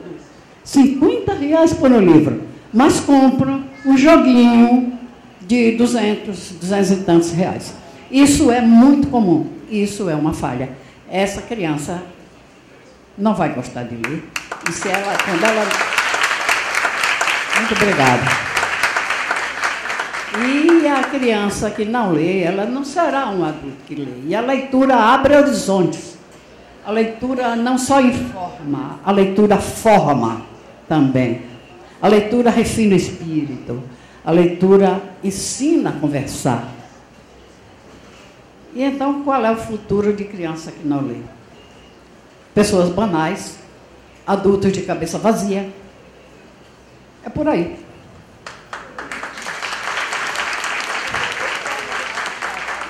I'm sure you already know this, but you are so wise. I'm happy to know you. For me, I remember being in school. Obrigada. Just sort of like having reading beaten over the head with the idea, like forcing books down your throat, and it sort of like killed the love for it because it became work. But whenever I got to choose my own books, whenever I got to have a choice in it and could find something that I was actually interested in, it changed everything. Young adult books weren't really a thing when I was growing up, and it just kind of like was on the edge of me being a teenager when those books really started to happen. So finding books where characters were going through feelings I actually felt, situations I had actually been in, really changed things for me, made me want to read more. And I'm 17 at heart. Like those are the books that I still love, and the reason like I want to write them. So I think it's really about finding the right books. Like if you can find something that excites you, then it doesn't feel like work. It doesn't feel like a chore. It's joy. It's excitement. So you can be 1,000 different things because of a book, and that's an amazing thing. So they're missing out. You're missing out. Bom, há muitos leitores aqui, mas há também escritores em potenciais, e com certeza essa pergunta vem de uma delas. Diz o seguinte: eu sempre tive várias histórias em minha cabeça. Criei mundos fantásticos, personagens problemáticos, tenho isso na minha cabeça, mas não consigo passar essas coisas para o papel. Vocês duas têm alguma sugestão para uma aspirante a escritora? O interessante é que, de vez em quando, e até com muita frequência, as pessoas me perguntam isso. Eu tenho uma boa história, como é que eu começo? Como é que você começa? Se você fosse contar essa história a uma pessoa, se você fosse dizer, olha, aconteceu isso assim, assim, bota isso no papel. Não se preocupe se é esse o caminho. Pode ser esse o caminho. Um dia desse, foi pelo Facebook. Uma moça disse, queria conversar com você, uma coisa muito minha, não sei o que. Eu digo, vai, manda uma mensagem box, essa coisa muito sua, porque eu só converso aqui no Facebook. Fora do Facebook eu não converso. Então, ela me mandou uma mensagem assim, eu tenho uma história de coisas que se passaram comigo e eu quero contar. Mas como é que eu começo? Eu disse, como se você fosse conversar com uma amiga sua e fosse contar essa história. Começa assim, eu quero lhe contar isso. E contava. E conte a sua história. Se você tem o que contar, conte. Quem quer escrever tem alguma coisa para dizer. Se tem o que dizer, é que você não pode escrever. Se você tem o que dizer, simplesmente põe no papel. Como se você estivesse conversando com a pessoa. Depois de escrito, então você vai ver. Pega uma pessoa mais experiente. Eu tenho feito isso. Algumas pessoas me procuram, eu digo, me mande seus originais. Manda que eu olho e lhe digo alguma coisa. E faço. Eu não vou escrever o livro para a pessoa. Eu não vou fazer o texto. Mas eu vou dizer, essa parte aqui está boa, essa parte aqui não está. Isso aqui falta literatura, porque não é simplesmente contar uma história. Não é ser um contador de história. É fazer literatura. E literatura são as belas letras. Literatura é você ler e se sentir gratificado com aquilo que você leu. Às vezes a história é deste tamanho, não tem grande expressão, mas aquilo é contado de uma maneira tão bonita, é contado com cuidado, que quando você acaba de ler, desgraçado, essa história não tem muita coisa, mas eu estou encantada com ela, porque é a arte das belas letras. A literatura é para gratificar o espírito, é para recrear o espírito. Então, é assim que se faz. The advice I always give to young writers is to read everything, even things you think you'll hate. It'll make you better. Daydream often, set aside time for it, you need it. And to get a thick skin, because once you start sharing anything, not everybody will be kind, and you need to be prepared for that. But when it comes to actually getting a story out, this just kind of came to my head, but think about it the way you would think about explaining a movie to someone. Like, look at your story like a scene, and then write that scene down. Like, think about what's going on, think about the action, the emotion behind it, and put it all down on the paper. I mean, and if you want to take that as an exercise to look at a movie, freeze a frame and try to get that point across. I mean, you can just master. It's a habit storytelling, and you can master it. It takes work, but you can master it. Outra pergunta para você. Ela quer saber quem são as suas maiores influências? Quem você gosta de ler? Quem você leu até agora? Quem você gosta de ler? Gosh, it's hard to say. As far as writing goes, I'm not sure anybody has influenced it. I don't think anybody would want to take credit for being an influence, because I don't think I'm that good. But probably the books that I really admire, I love The Book Thief by Marcus Zusak. If you've never read this book, you need to. Also, I think there's a movie coming out, but read the book first. Read the book first. It's just so poetic. I wish I had written it. It's too beautiful. As far as authors go, I really admire Stephanie Meyer. I owe her a huge thanks, because she made it sound like it was so easy to get published. She's like, oh, I sent out a few letters. It was nothing. And so, but it's not like that. But she made it sound like it was. So I don't think I would have tried if she hadn't made it sound that way. So, I'm hoping to get to meet her one day and give her a high five, because I owe her one. Bom, vamos polemizar um pouco aqui. Joana, uma pergunta que eu gostaria de ler. Cláudia, a senhora é autora de 36 livros e ocupa uma cadeira na Academia Baiana de Letras. Então, como é para a senhora, na sua terra, ver tantos jovens deslumbrados pela Kier Cass e que desconhecem a sua literatura, mesmo reconhecendo a importância da Kier Cass no fomento à leitura? Por que o escritor brasileiro é menos valorizado? Porque o escritor brasileiro é desvalorizado. Olha, isso aí isso aí é uma longa história. É uma longa história porque é a história da realidade brasileira. Quanto ao deslumbramento sobre os livros daqui, eu acredito que seja porque ela tem valor. Eu acredito que se tem tantos deslumbrados é porque os livros dela deslumbram. Senão essa juventude não estaria tão deslumbrada. Eu não conheço os livros dela ainda.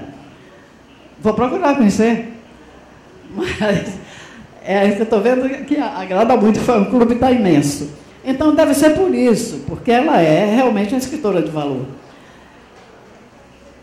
Mas sobre o escritor brasileiro ser desvalorizado, como eu estou dizendo, é uma questão da nossa realidade. Nós temos muita gente escrevendo bem. Eu estou dentro do ambiente e eu leio muito o que se escreve. Já não leio tanto literatura infantil, apesar de eu ter 21 livros entre infantis e juvenis. Também isso é uma outra história. Eu chego lá, eu estou fazendo muito rodeio. Apesar de eu ter todos esses livros, eu não leio literatura infantil. Vocês vão rir, mas eu leio tirinha de jornal. Sabe que eu gosto de Garfield?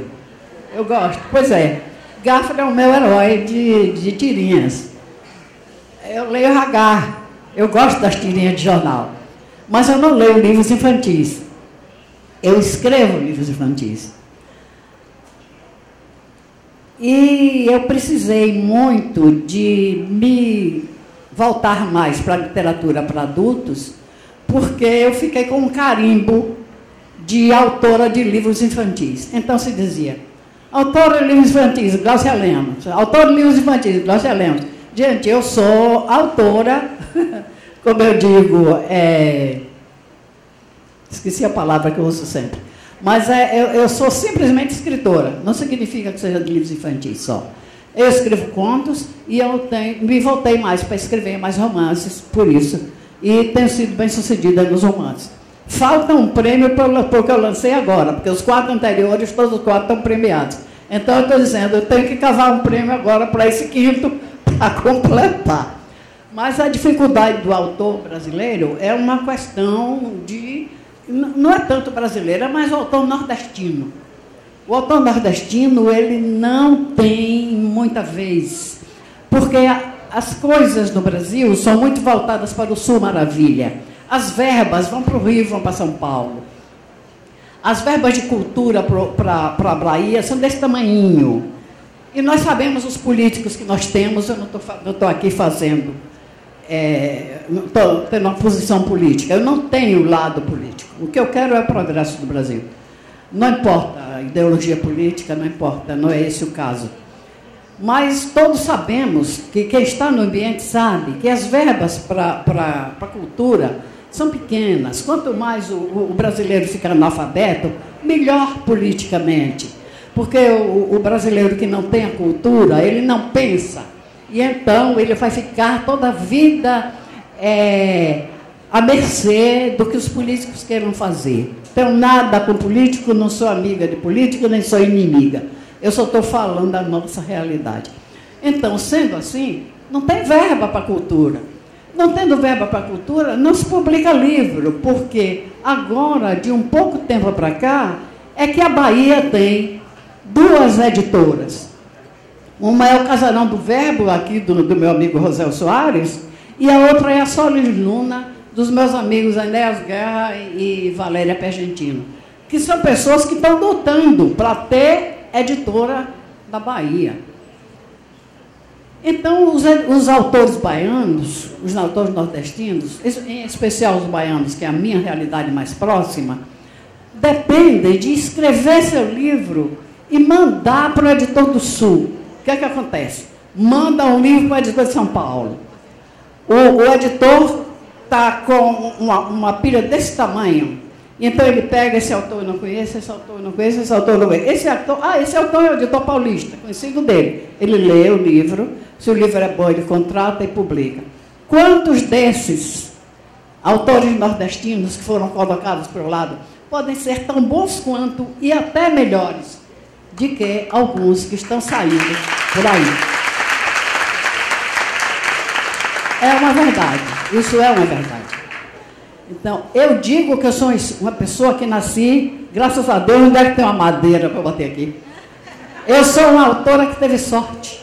A minha estrela brilhou, graças a Deus. Porque a editora atual, eu mandei para lá o meu primeiro livro juvenil, 1990, As Aventuras de Marujo Verde. A editora leu, gostou, publicou, venceu 3 edições em um ano, e ela me pediu para fazer a coleção. Ninguém me conhecia lá. Eu nunca saí da Bahia para fazer... porque os escritores bons da Bahia vão para o sul, para lá estarem próximas dos editores, para fazerem uma amizade e conseguir entrar numa editora. É uma luta muito grande, que eu, graças a Deus, eu nasci virada para a lua, sob esse ponto de vista. Porque aconteceu isso comigo. Então, o livro fez sucesso, o primeiro fez sucesso, o que é que a editora fez? A editora, ela tem um compromisso com a cultura, mas ela também tem um compromisso com a empresa dela. A editora tem que vender. O autor tem que ser um autor bom que dê dinheiro à editora. Se o autor não der dinheiro à editora, o editor não investe, porque ele precisa de receber. É um comércio. A editora é uma casa comercial.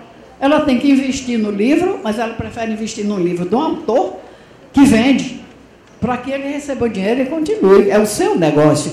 É como o negociante de sabonete.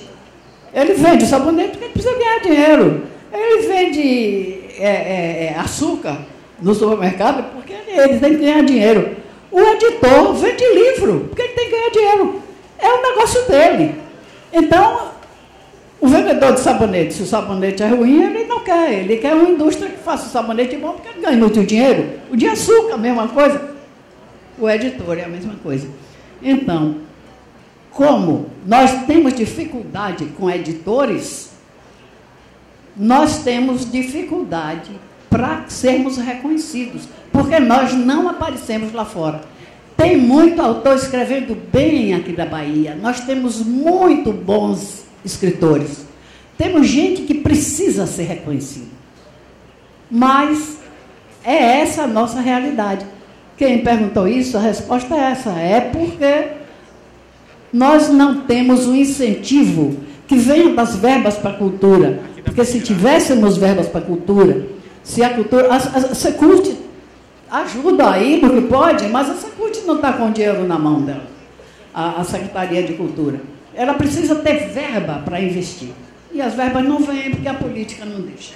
Essa é a nossa realidade. Então vamos ter cuidado em 2014, que vem por aí uma maneira da gente tentar melhorar isso.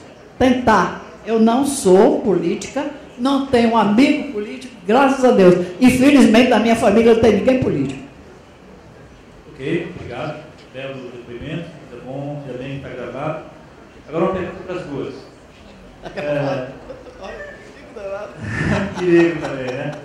Pergunta para as duas, eu começo contigo, que os livros de contos de fadas trazem em si os seus valores moralizantes, padrões de beleza, de comportamento, de cultura, como se comportar numa sociedade perfeita, que assim se julga ser, fosse assim. Esta mesma sociedade perfeita é carregada de preconceitos e modelos que influenciam gerações e gerações de jovens do mundo todo, trazendo valores como, por exemplo, o do príncipe encantado, que salvará a princesa, que é, por sua vez, o estereótipo frágil, que precisa ser cuidada por homens. Pergunto, o que vocês acham disso?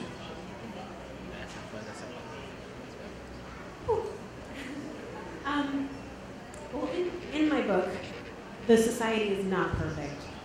They would have you believe that it is, but it's not at all. One of the, well, I want to say complaints, but not quite complaint, like a serious observation, is that the women seem to be treated like property in this, like, you know,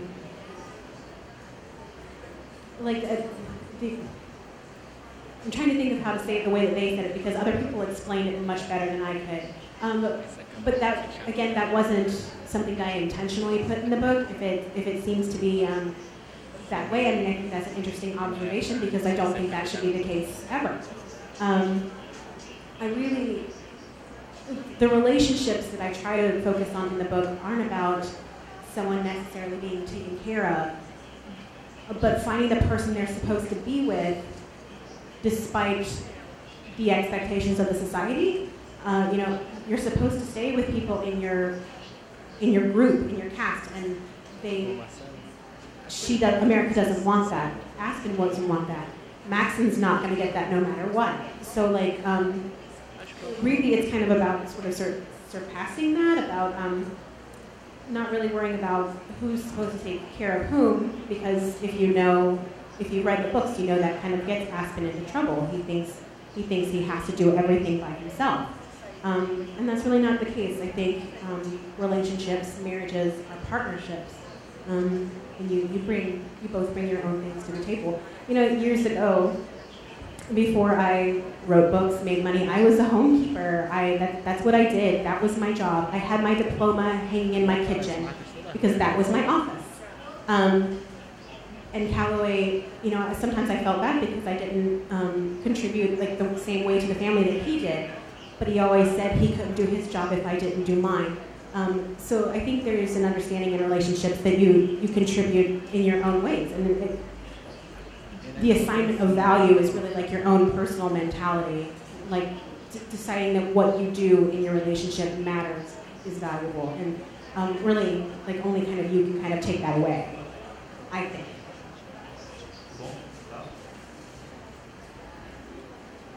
Repita a pergunta. Queria ouvir a tua resposta, né, para as duas. Vou repetir.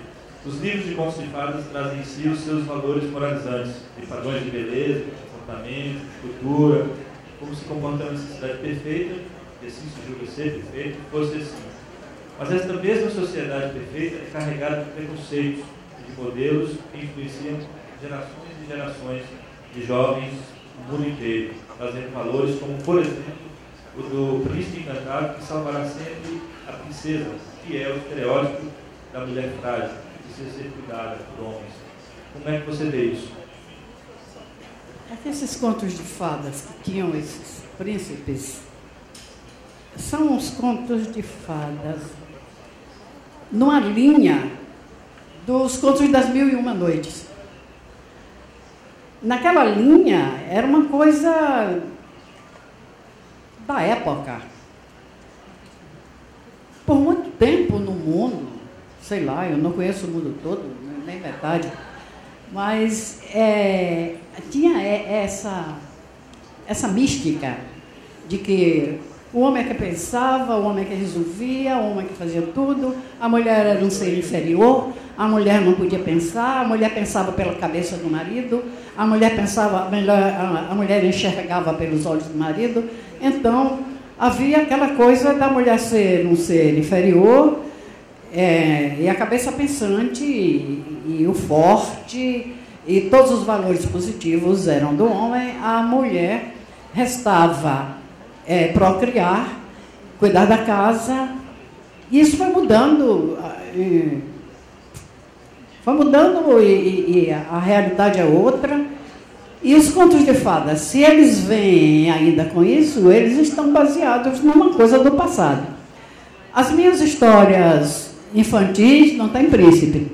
Como eu disse um dia desse numa entrevista, eu disse, eu nunca beijei um príncipe, na expectativa dele, eu nunca beijei um santo, na expectativa dele virar um príncipe, porque eu sempre tive certeza de que sapo não vira príncipe. Pelo contrário, tem príncipe que se a gente beijar ele vira sapo. Isso aí não tem dúvida, tem sim. Então, as minhas histórias têm uma outra, as minhas histórias infantis têm uma outra conotação. Tem, por exemplo, o mágico que roubava cores, porque ele tinha um palácio de cristal que era incolor, ele ficava muito triste, e é no livro, não, ele não está aí, é no livro da Formato Saraiva, o Furta-Cor e a Mochila Mágica. Ele roubava cores, é um livro bem infantil. ele saía pelo mundo, abria uma mochila, era uma mochila mágica, ele fazia uma cançãozinha e ele ia roubando as cores que encontrava e levava dentro da mochila. E levava para colorir o palácio. Quer dizer, é um livro que tem um bruxo, não tem fada, e não tem príncipe.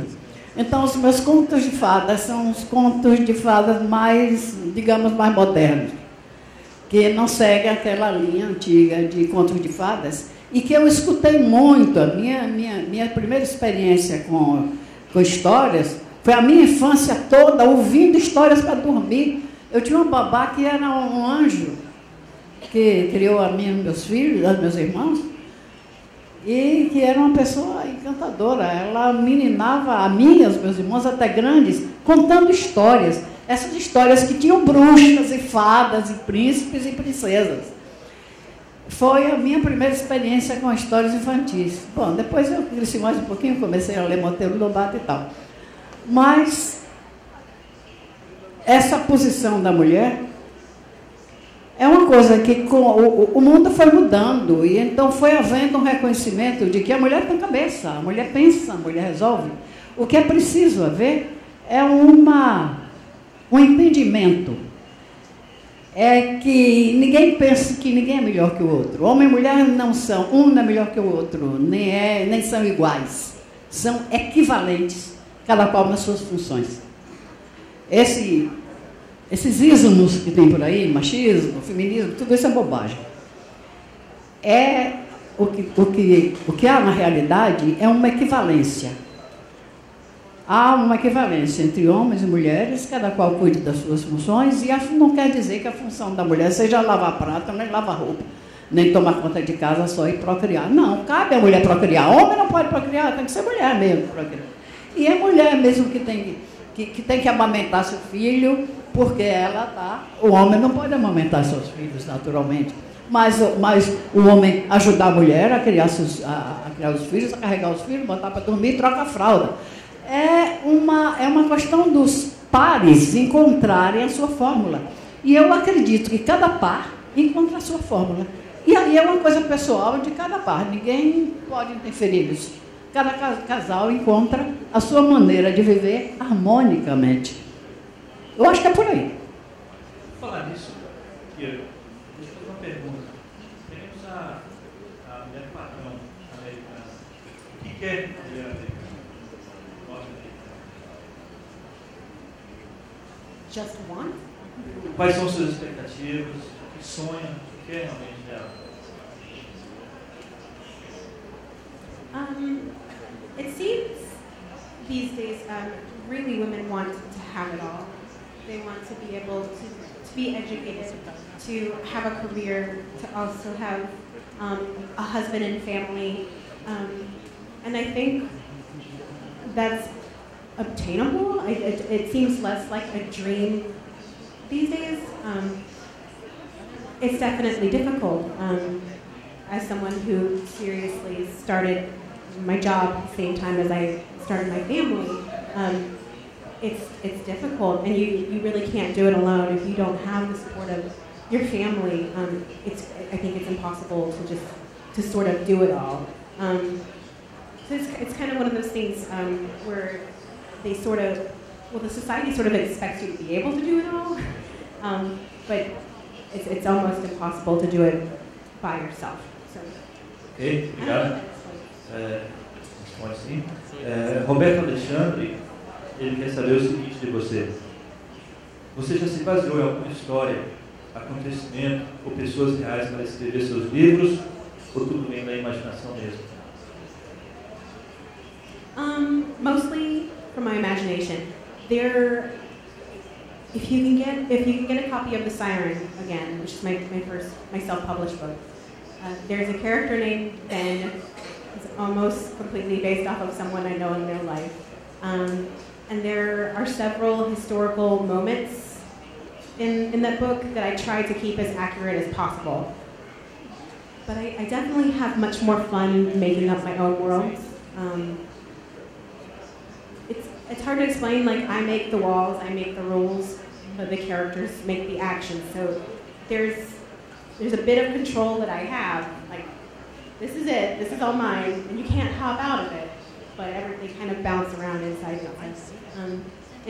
It's kind of a strange balance, but I definitely prefer the whole thing to be just fantasy than anything sort of pulled from the real world.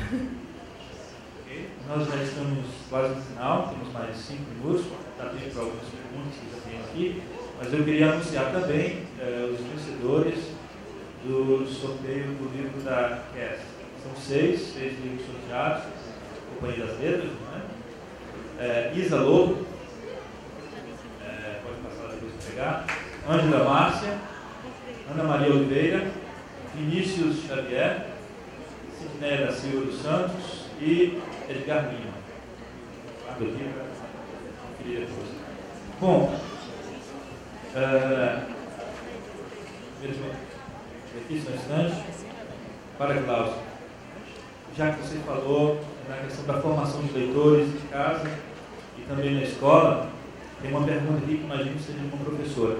Quer saber o seguinte: o que seria necessário fazer para melhorar a prática de leitura na escola? Para essas crianças que não têm o sentido em casa. Uma vez que essa mudança é complicada pelo fato de não existir uma base disponível de acesso. Então, na escola mesmo, o que seria preciso fazer? As professoras, no caso, professores que devem fazer.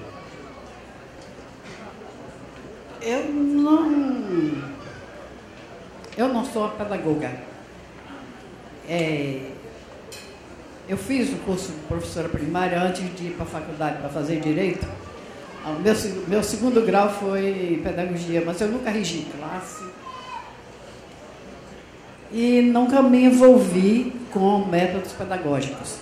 Mas, na minha experiência de escritora, melhorar o hábito de leitura deve ser dar bons livros.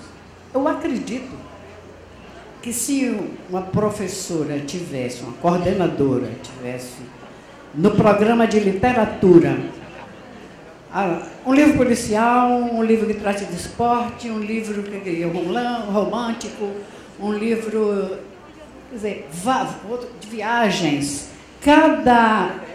vários exemplares, vários títulos, com interesses diferentes, que tratam de interesses diferentes. E então, ofereceria para que o aluno escolhesse: olha, vocês vão ler. Agora, de que é que você gosta? Você gosta de um livro policial? Pronto, lê um livro policial. Até, você gosta de quê? Você é romântico? Toma, lê um livro romântico. Para que o menino, lendo um livro sobre um assunto que lhe agrada, comece a achar interessante ler. Eu acredito que seja oferecendo alguma coisa que atenda ao interesse do menino. Acredito que pode ser um caminho. Ok. A última pergunta para você, Kira. Como você reage com os novos rumos que os fãs dão à sua história através das fanfictions?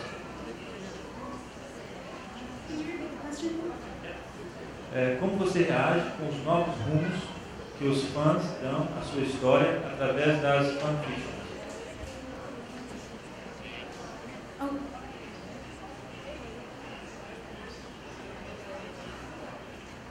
So, like different interpretations, or yeah, okay. So, like when you tell me to kill Celeste, okay. Like fan fiction, yeah. I love fan fiction personally. I don't read it because what if your ideas are better than mine? But I think it's great because the story can really only end one way. A person can only end up with one other person. Not everybody is going to be satisfied. I know that next May, when the one comes out, not everybody is going to be happy with me. And that's difficult to deal with. But that's okay. That doesn't mean that you can't imagine the story in 100 different ways. I mean, if you want to set, I've seen alternative universes on Tumblr with like Max and America at Hogwarts, or like where they go to an actual high school and Aspen's a football player and America's on the newspaper. Like, I love that. I love kind of these reimaginings where these characters would still be involved no matter where they were. And I think that's great. I think that it's a huge compliment to me that I've made characters interesting enough that you want to play with them. And that's fine with me. Do it all day. I love it. I love it. Obrigado. Cláudia, para encerrar, vou fazer com as duas e você então dissesse suas palavras finais, vamos falar as considerações finais, voltando a falar do livro, do imaginário que você quiser.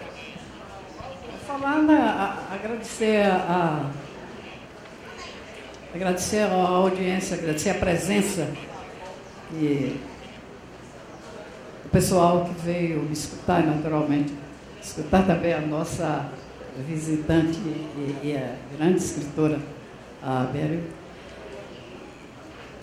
E dizer que foi, para mim, uma satisfação, como sempre, uma satisfação muito grande poder falar para pessoas sobre o meu pensamento dentro da literatura, o meu pensamento dentro da minha produção.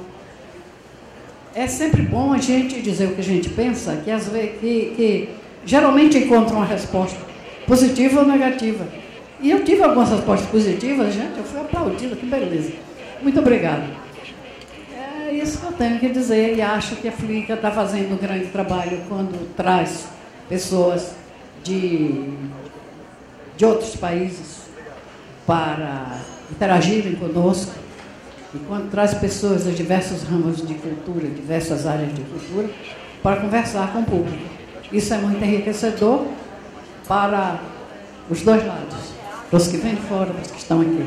Enriquece quem vem, levando alguma coisa da nossa cultura, e nos enriquece por ouvir também o que vem de fora, que o estrangeiro nos traz.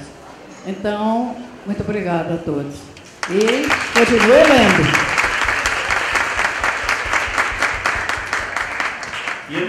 Yeah, your thoughts were very enlightening.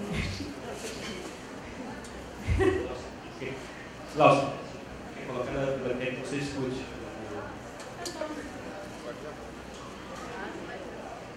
I just wanted to say that I thought your thoughts were very enlightening, so thank you. It's really great. And if what you're saying is true about not many writers coming from this area, then I just have to encourage you to be excellent. Like, work hard. You can read. Reading makes you a better reader. Write. Don't be afraid of being a bad writer. That will make you a good one. So, I just really encourage you to continue to read, continue to write. I just think that's great. And thanks for having us. This has been really fun. So. Bom, e obrigado a todos vocês.